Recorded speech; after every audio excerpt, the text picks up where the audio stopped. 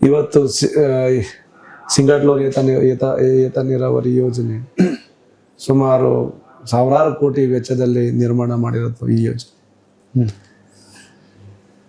ಇವತ್ತು ಎಷ್ಟು ಎಕರೆ ನೀರಾವರಿ ಮಾಡ್ಬೇಕಂತ ಏನು ಉದ್ದೇಶ ಇತ್ತು, ಅದರಲ್ಲಿ ಇವತ್ತು 25% ನೀರಾವರಿ ಆಗ್ತಾ ಇದೆ. ಇವತ್ತು ಯೋಜನೆ ಪ್ರಾರಂಭವಾಗಿ 15 ವರ್ಷ ಆಗಿದೆ, ಇಲ್ಲಿವರೆಗೆ ಆ ಕಾಲಕ್ಕೆ ₹1 ಅನುದಾನ ಕೊಟ್ಟಿಲ್ಲ. ಪೈಪ್ಗಳು ಹಾಕಿರೋದೆಲ್ಲ ರೈತರ ಹೊಲದಲ್ಲಿ ಪೈಪ್ಗಳು ಸೋರ್ತಾ ಇದಾವೆ. ಕಾಲುವೆಗಳು ಸೋರ್ಬಿಟ್ಟು ಅಲ್ಪ ಸ್ವಲ್ಪ ನಮ್ಮ ರೈತರ ಭೂಮಿಯನ್ನು ಉಳ್ಕೊಂಡಿದೆ, ಅದರಲ್ಲಿ ನೀರು ನಿಂತಿದೆ. ಬಂದಾಗಿಂದ ಕೇಳಿ ಕೇಳಿ ಬೇಜಾರಾಗುತ್ತೆ. ಒಂದು ಪಂಪ್ ಲಿಫ್ಟ್ ಮಾಡೋಕ್ಕೆ ಒಂದು ಪಂಪ್ ಇದ್ರೆ, ಒಂದು ಪಂಪ್ ಮೇಂಟೆನೆನ್ಸ್ ಬಂದರೆ ಆಲ್ಟರ್ನೇಟ್ ಪಂಪ್ಗಳು ಇಟ್ಟಿಲ್ಲ. ಒಂದು ಟ್ರಾನ್ಸ್ಫಾರ್ಮರ್ ಏನಾರು ಆದರೆ ಆಲ್ಟರ್ನೇಟ್ ಟ್ರಾನ್ಸ್ಫರ್ಗಳು ಇಟ್ಟಿಲ್ಲ. ಸುಮಾರು 10 ಕೆರೆ ತುಂಬೋದು ಯೋಜನೆ ಇದೆ, ಅದರಿಂದ ಈಗ 20 ಕೆರೆ ತುಂಬ್ತಾ ಇದ್ದೀವಿ. ಆ ಕೆರೆಗಳಂತೂ ತುಂಬಿಸೋಕ್ಕೆ ನನಗಂತೂ ಸಾಹಸ ಪಟ್ಬಿಟ್ಟೆ. ಒಂದಿನ ನಡೆದ್ರೆ ಒಂದಿನ ಪೈಪ್ ಡ್ಯಾಮೇಜ್ ಆಗುತ್ತೆ. ಯೋಜನೆಗಳು ಮಾಡಿ 5-6 ವರ್ಷ ಕೂಡ ಆಗಿಲ್ಲ, ಪೈಪ್ಗಳೆಲ್ಲ ಕಡೆ ಸೋರ್ತವೆ. ಶಿಕ್ಷಣ, ರೈತರು, ನೀರಾವರಿ, ಆರೋಗ್ಯ ಇದಿಷ್ಟು ನಿಮ್ಮ ಮೊದಲ ಆದ್ಯತೆ. ಆಮೇಲೆ ಎಲ್ಲ ರೀತಿಯ ಮೂಲಭೂತ ಸೌಕರ್ಯಗಳು, ಕುಡಿಯೋ ನೀರು, ಲೈಟು, ರಸ್ತೆ, ಚರಂಡಿ. ಕುಡಿಯೋ ನೀರು ಡೈಲಿ ಬರಲ್ವಾ ಇಲ್ಲಿ ನಾಳ ಇಲ್ಲಿ? ಇಲ್ಲ, ಈಗ ನೋಡಿ ಹೇಗಿದೆ ಅಂದ್ರೆ ಈ ಕ್ಷೇತ್ರದ ಪಕ್ಕದಿಂದ ತುಂಗಾಭದ್ರಾ ನದಿ ಹರಿತಾ ಇದೆ. ಆದ್ರೂ ಈ ಕ್ಷೇತ್ರ ಇನ್ನೂ ಕೂಡ borewell water, totally hard water ಕುಡಿತಿದೆ.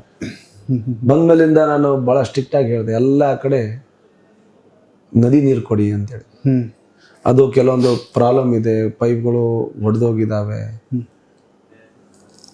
ಈಗ 100 ಕೋಟಿ ನಾವು ವೆಚ್ಚ ಮಾಡಿ ಇವತ್ತು ಯೋಜನೆ ರೂಪಿಸಿರ್ತೀವಿ, ಅದಕ್ಕೊಂದು 10% ತಾವು ನಿರ್ವಹಣೆ ಮಾಡಕ್ ಇರಲಿಲ್ಲ ಅಂತಂದ್ರೆ ಯಾವ ಯೋಜನೆ ಮಾಡಕ್ ಸಾಧ್ಯ? ಸಣ್ಣ ನೀರಾವರಿ ಇಲಾಖೆಯಲ್ಲಿ ಸುಮಾರು 18-28 ಯೋಜನೆಗಳಿದ್ದಾವೆ. 2 ವರ್ಷ ಆದ್ರೂ ಇಲ್ಲಿವರೆಗೆ ಆ ಮೇಂಟೆನೆನ್ಸ್ ಮಾಡೋರಿಗೆ ಇಲ್ಲಿವರೆಗೆ ಒಂದು ಟೆಂಡರ್ ಆಗಿಲ್ಲ, ಒಬ್ಬರಿಗೆ ಆ ಮೇಂಟೆನೆನ್ಸ್ ಮಾಡಕ್ ನಿರ್ವಹಣೆಗೆ ಅನುದಾನ ಕೂಡ ಇಟ್ಟಿಲ್ಲ. ಇದ್ರ ಬಗ್ಗೆ ನಾನು ಸದನದಲ್ಲಿ ಧ್ವನಿ ಕೂಡ ಎತ್ತಿದ್ದೆ. ನಿಮ್ಮೆಲ್ಲಾ ಪ್ರಾಬ್ಲಮ್ ಜನಕ್ಕೆ ಕನ್ವೆ ಆಗಿದೆ ಅನ್ಕೋತೀರಾ? ಅಲ್ಲ, ಯಾಕೆ ಹೇಳಕ್ ಬಂದ್ರೆ ಚರಂಡಿ ಕಟ್ಕೊಂಡ್ರು ಬೆಳಗ್ಗೆ MLA ಫೋನ್ ಬರುತ್ತೆ, ನಮ್ಮನೆ ಗಟ್ರ ಕಟ್ಕೊಂಡ್ಬಿಟ್ಟಿದೆ ಸರ್, ನೋಡೋರಿಲ್ಲ ಸರ್ ಅಂತ. ಜನರು ಬಹಳಷ್ಟು ಸೂಕ್ಷ್ಮತೆಯಿಂದ ಗಮನಿಸಿದ್ದಾರೆ ಎಲ್ಲ. ಅದು 100% ನಮ್ಮ ಭಾಗದ ಜನರು ಬಹಳ ಬುದ್ಧಿವಂತರು, ಎಲ್ಲ ಆಲೋಚನೆ ಮಾಡ್ತಿದ್ದಾರೆ, ಕಾಯ್ತಿದ್ದಾರೆ ಮುಂದೆ ಚುನಾವಣೆ ಯಾವಾಗ ಬರುತ್ತೆ. ಇದ್ದವ್ರು ಮಾಡತ್ತೆ ಹತ್ರ ಏನ್ ಸರ್ ಹಾಗಾದ್ರೆ? ಇವತ್ತು ಕುಡಿಯೋ ನೀರಿನ ಸಮಸ್ಯೆ ಇದೆ, ನೀರಾವರಿ ಸಮಸ್ಯೆ ಇದೆ. ಅಲ್ಲ, ಹೇಗಿರುತ್ತೆ ಅಂತಂದ್ರೆ ಹಿಂದೆ ಅವರು ಯಾರು ಕೆಲಸ ಮಾಡಿಲ್ಲ ಅಂತ ಇಲ್ಲಿ ಯಾರು ವ್ಯಕ್ತಿ ಯಾರು ಎಲ್ಲರೂ ಕೆಲಸ ಮಾಡಿದ್ದಾರೆ. ಓಕೆ, ಆದ್ರೆ ಅವ್ರಿಗೆ ಏನ್ ಕಾಣುತ್ತೆ, ಅವ್ರ ದೃಷ್ಟಿಕೋನ ಹೇಗಿದೆ ಅಷ್ಟು ಮಾಡಿದ್ದಾರೆ ಕೆಲಸ. ಇವತ್ತು ನಾನು ಜಗತ್ತೆಲ್ಲ ಓಡಾಡ್ಕೊಂಡು ಬಂದಿದ್ದೀನಿ, ಹಾಗಾಗಿ ಜಗತ್ ನೋಡಿದ್ದೀನಿ. ನಾನು ಇವತ್ತು ಚೈನಾದಲ್ಲಿ ಎಜುಕೇಶನ್ ಸಿಸ್ಟಮ್ ಹೇಗಿದೆ ಅಂತೇಳಿ ನೋಡಿದ್ದೀನಿ. ಇವತ್ತು ನಾನು ಯುರೋಪಲ್ಲಿ ಲಾ ಅಂಡ್ ಆರ್ಡರ್ ಹೇಗಿದೆ ಅಂತ ನೋಡಿದ್ದೀನಿ. ಯುರೋಪಲ್ಲಿ ಎಲ್ಲ ದೇಶಗಳಲ್ಲಿ ನಾನು ಅಲ್ಲಿ ಎಜುಕೇಶನ್ ಸಿಸ್ಟಮ್, ಅಲ್ಲಿ ಹಾರ್ಟಿಕಲ್ಚರು, ಅಗ್ರಿಕಲ್ಚರು, ಅಲ್ಲಿ ಲಾ ಅಂಡ್ ಆರ್ಡರ್, ಅಲ್ಲಿ ಎಲೆಕ್ಟ್ರಿಸಿಟಿ ಸಪ್ಲೈಸ್, ನಾನು ಎಲ್ಲ ನೋಡಿದ್ದೀನಿ ಅಲ್ವಾ. ನನಗೆ ಅಲ್ಲಿದ್ದಕ್ಕೆ ಇಲ್ಲಿದ್ದು ಕಂಪ್ಯಾರಿಸನ್ ಸ್ಟಾರ್ಟ್ ಆಗುತ್ತೆ. ಮೋಸ್ಟ್ಲಿ ಬೇರೆ ದೇಶದಲ್ಲಿರೋ ಸೌಲಭ್ಯಗಳೇ ನಮ್ಮ ದೇಶದಲ್ಲಿ ಏನಾದ್ರು ಮಾಡ್ಬೇಕನ್ನೋ ಕಿಚ್ಚುತ್ತಂತ ನಿಮ್ಮಲ್ಲಿ ಬಹಳ. ಓಕೆ, ಮೊನ್ನೆ ನಾನು PWD ಇಂಜಿನಿಯರ್ ಜೊತೆ ಮಾತಾಡ್ತಾ ಇದ್ದೆ. ಹೈವೇಗಳು ಬೇರೆ ದೇಶದಲ್ಲಿ, ಇಲ್ಲೇ ನಮ್ಮ ಹರಪನಹಳ್ಳಿಯಿಂದ ಮುಂಡ್ರಿಗೂರಿಗೆ ಏನಾಗಿದೆ, ಈ ರಸ್ತೆ ಯಾಕೆ ಲೆವೆಲ್ ಇದೆ, ತಾವು ಮಾಡೋ ರಸ್ತೆ ಯಾಕೆ ಅಂಕು ಡಂಕು ಇರ್ತವೆ ಅಂತ ಕೇಳ್ತಾರೆ.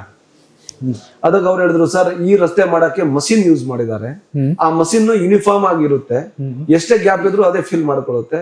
ಇಲ್ಲಿ ಮ್ಯಾನುವಲ್ ಮಾಡ್ತಾರಲ್ಲ ಸರ್, ಹಂಗಾಗಿ ಇದಾಗುತ್ತೆ. ನಾನಂದ್ರೆ ಮ್ಯಾನುವಲ್ ಮಾಡ್ಸೋ ತರ ಕಂಪಲ್ಷನ್ ನಮಗೇನ್ ಬಂದಿದೆ ಅಂತ ಅನಿವಾರ್ಯತೆ ನಮಗೇನಿದೆ, ನಾವು ಮಷೀನಿಂದಾನೇ ಮಾಡ್ಸೋಣ ಸರ್. ತಾವು ಹೇಳಿದ್ರೆ ನಾವು ಟೆಂಡರ್ ಅಲ್ಲಿ ಸೇರಿಸ್ಕೊಳ್ತೀವಿ, ನೆಕ್ಸ್ಟ್ ಯಾರೇ ರಸ್ತೆ ಮಾಡೋದ್ರು ವಿತ್ ಮಷೀನಿಂದಾನೇ ಮಾಡ್ಬೇಕಂತೇಳಿ ನಾನು ಕರಿತೀನಿ ಸರ್ ಅಂದ್ರು.